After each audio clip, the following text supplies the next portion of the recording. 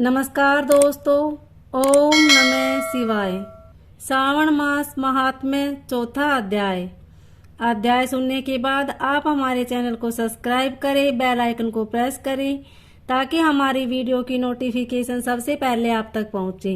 Video को like और share जरूर करें।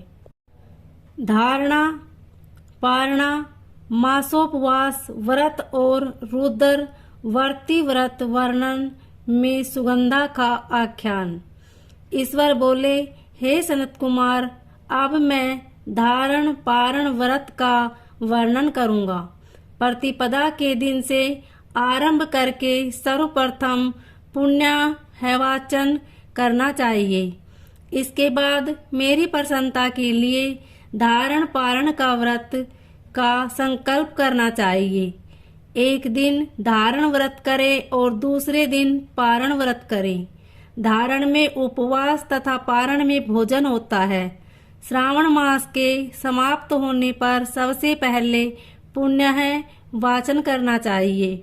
इसके बाद में हे मानस, आचार्य तथा अन्य ब्राह्मणों का वरण करना चाहिए।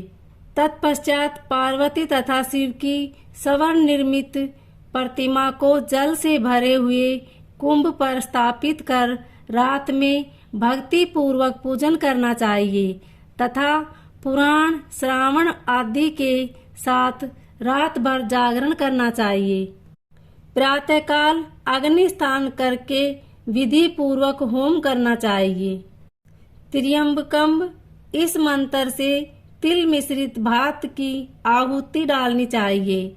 उसी प्रकार शिव गायत्री मंत्र से घृत मिश्रित भात की आहुति डाले और पुनः षडाक्षर मंत्र से खीर की आहुति प्रदान करे। तदंतर पूर्ण आहुति देकर होम शेष का समापन करना चाहिए। इसके बाद में ब्राह्मणों को भोजन कराना चाहिए तथा साथ ही आचार्य की पूजा करनी चाहिए। हे महाभाग, इस प्रकार से उद्यापन संपन्न करके मनुष्य ब्रह्म हत्या आदि पातकों से मुक्त हो जाता है। इसमें कोई संदेह नहीं है। अतएव इस महाव्रत को अवश्य करना चाहिए। हे मुने, अब श्रावण में मास उपवास की विधि को आदर पूर्वक सुनिए। प्रतिपदा के दिन प्रातःकाल इस व्रत का संकल्प करे। स्त्री हो या पुरुष, मन तथा इंद्रियों को नियंत्रित करके इस व्रत को करे। अमावस्या तिथि को लोक का कल्याण करने वाले विष ध्वज शंकर की अर्चना पूजा 16 उपचारों से करे। तदंतर अपनी सामर्थ्य के अनुसार वस्त्र तथा अलंकार आदि से ब्राह्मणों का पूजन करे। उन्हें भोजन कराएं तथा प्रणाम करके विदा करें। इस प्रकार से किया गया मास उपवास व्रत मेरी प्रसन्नता करने वाला होता है। हे सनत कुमार, मनुष्य को सभी सिद्धियां प्रदान करने वाले लक्ष्य षड खया परिमित रुद्रवर्ती व्रत के विधान को सावधान होकर सुनिए। अत्यंत आदर पूर्वक कपास के 11 तंतुओं से बत्तियां बनानी चाहिए। वे रुद्रवर्ती नाम वाली बत्तियां मुझे प्रसन्न करने वाली है। मैं श्रावण मास में भक्ति पूर्वक डिवोन के देव गौरीपति महादेव 1 लक्ष संख्या वाली बत्तियों से निराजन करूंगा। इस प्रकार श्रावण मास के प्रथम दिन विधि पूर्वक संकल्प करके महीने भर प्रतिदिन शिवजी का पूजन कर 1000 बत्तियों से निराजन करे और अंतिम दिन 71,000 बत्तियों से निराजन करे अथवा प्रतिदिन 3000 बत्तियां आदर पूर्वक अर्पण करे और अंतिम दिन 13,000 बत्तियां समर्पित करे अथवा एक ही दिन सभी 1 लाख बत्तियों को मेरे समक्ष जलाएं। प्रचुर मात्रा में घृत में भिगोई जो स्निग्ध बत्तियां होती है वे मुझे प्रिय है। तत्पश्चात मुझ विश्वेश्वर का पूजन करके कथा श्रवण कर। सनत कुमार बोले, हे देव देव, हे जगन्नाथ, हे जगदानंद कारक, कृपा करके आप मुझे इस व्रत का प्रभाव बताइए। हे प्रभु, इस व्रत को सर्वप्रथम किसने किया तथा इसके उद्यापन में क्या विधि होती है? ईश्वर बोले, हे ब्रह्मपुत्र, व्रतों में उत्तम इस रुद्रवर्ती व्रत के विषय में सावधान होकर सुनिए। यह व्रत महापुण्यप्रद, सभी उपद्रव्यों का नाश करने वाला, प्रीति तथा सौभाग्य देने वाला, पुत्र पौत्र समृद्धि प्रदान करने वाला, व्रत करने वाले के प्रति शंकर जी की प्रति उत्पन्न करने वाला तथा परम पद शिवलोक को देने वाला, तीनों लोकों में इस रुद्रवर्ती के समान कोई उत्तम व्रत नहीं है। इस संबंध में लोग यह प्राचीन दृष्टांत देते हैं। क्षिप्रा नदी के रम्य तट पर उज्जैनी नामक सुंदर नगरी थी। उस नगरी में सुगंधा नामक एक परम सुंदरी वीरांगना थी। उसने अपने साथ संसर्ग के लिए अत्यंत दुस्सह शुल्क निश्चित किया था। 100 स्वर्ण मुद्रा देकर संसर्ग करने की शर्त रखी थी। उस सुगंधा ने युवकों तथा ब्राह्मणों को भ्रष्ट कर दिया था। उसने राजाओं तथा राजकुमारों को नग्न करके उनके आभूषण आदि लेकर उनका बहुत तिरस्कार किया था। इस प्रकार उस सुगंधा ने बहुत लोगों को लूटा था। उसके शरीर की सुगंध से कोस भर का स्थान सुगंधित रहता था। वह पृथ्वी तल पर रूप, लावण्य और कांति की मानव निवास स्थली थी। वह 6 रागों और 36 रागनियों के गायन में तथा उनके अन्य बहुत से भेदों की भी गान क्रिया में अत्यंत कुशल थी। वह नृत्य में रंभा आदि देवांगनाओं को भी तिरस्कृत कर देती थी और अपने एक एक पग पर अपनी गति से हाथियों तथा हंसों का उपहास करती थी।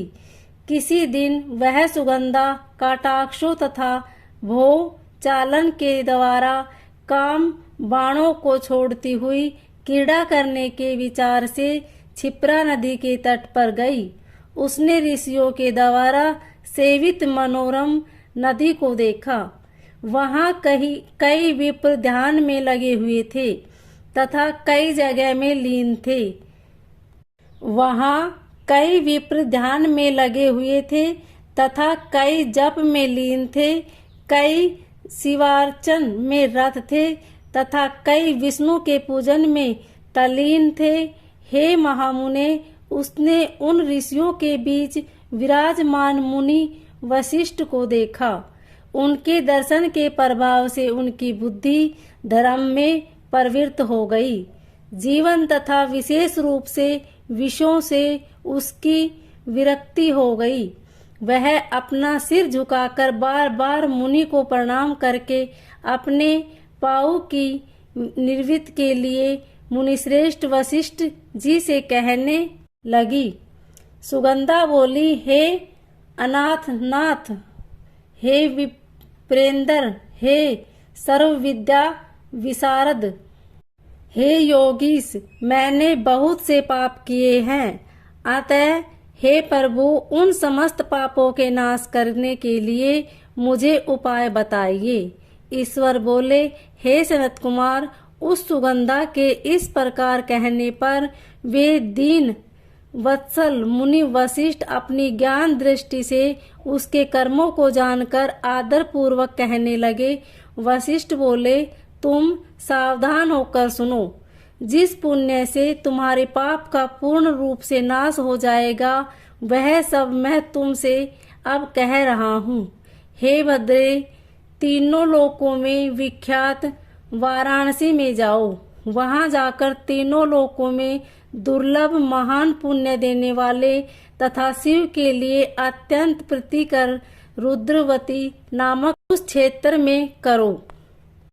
हे भद्रे, इस व्रत को करके तुम परम गति प्राप्त करोगी।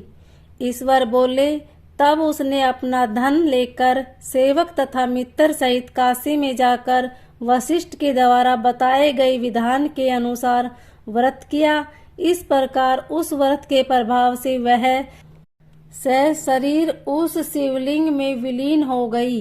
हे सनत कुमार, इस प्रकार जो स्त्री इस परम दुर्लभ व्रत को करती है वह जिस जिस अभिष्ट पदार्थ की इच्छा करती है उसे निसंदेह प्राप्त करती है। हे सुव्रत, अब आप मणिक्य व्रतियों का महात्म्य सुनिए। हे विपेंद्र, उन मणिक्य व्रतियों के व्रत से स्त्री मेरे अर्ध आसन की अधिकारिणी हो जाती है और महाप्रलय पर्यतन वह मेरे लिए प्रिय रहती है। अब मैं इस व्रत की संपूर्णता के लिए उद्यापन का विधान बताऊंगा। चांदी की बनी हुई नंदीश्वर की मूर्ति पर आसीन सुवर्ण में भगवान शिव की पार्वती सहित प्रतिमा को कलश पर स्थापित करना चाहिए और विधि के साथ पूजन करके रात्रि में जागरण करना चाहिए। इसके बाद प्रातः काल नदी में निर्मल जल में विधि पूर्वक स्नान करके 11 ब्राह्मणों सहित आचार्य का वर्णन करना चाहिए। तत्पश्चात रुद्र सूक्त से अथवा गायत्री से अथवा मूल मंत्र से घृत खीर तथा बेलपत्रों का होम करना चाहिए। इसके बाद पूर्ण आहुति होम करके आचार्य आदि की विधिवत पूजा करनी चाहिए तथा सपन तनिक 11 उत्तम विप्रों को भोजन कराना चाहिए। हे सनत कुमार, जो स्त्री इस प्रकार से व्रत करती है वह समस्त पापों से मुक्त हो जाती है। तत्पश्चात विधान पूर्वक कथा सुनकर स्थापित की गई समस्त सामग्री ब्राह्मण को दे देनी चाहिए। इससे निश्चित रूप से 1000 अश्वमेघ यज्ञों का फल प्राप्त होता है। इस प्रकार श्री स्कंद पुराण के अंतर्गत ईश्वर सनत कुमार संवाद में श्रावण मास महात्म्य में धारणा पारणा मासो उपवास रुद्रवर्ती कथन नामक चौथा अध्याय पूर्ण हुआ। बोलिए ओम नमः।